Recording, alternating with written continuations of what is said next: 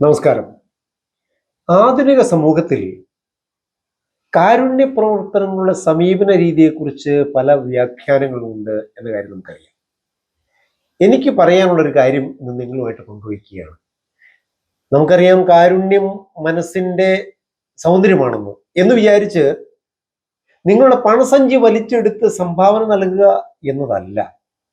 ഏത് രീതിയിൽ നല്ലത് ചെയ്യുന്നതും ജീവകാരുണ്യമാണ് ആണല്ലോ. ഒരാളെ സഹായിക്കാൻ തക്ക പദവിയിലാണ് നിങ്ങളെങ്കിൽ, നിങ്ങൾ സഹായിക്കുന്നുവെങ്കിൽ അത് ജീവകാരുണ്യമാണ്. നിങ്ങളുടെ അനുഭവങ്ങളും അറിവും വഴി ശരിയായ തൊഴിൽ തിരഞ്ഞെടുക്കുവാൻ നിങ്ങൾ ഒരു വിദ്യാർത്ഥിയെ സഹായിക്കുന്നുവെങ്കിൽ അതും ജീവകാരുണ്യമാണ്. തണുത്തു വിറയ്ക്കുന്ന രാത്രിയിൽ ഒരു നായ്ക്കുഞ്ഞിനെ പുതപ്പിക്കുന്നുവെങ്കിൽ അതും കാരുണ്യമാണ്.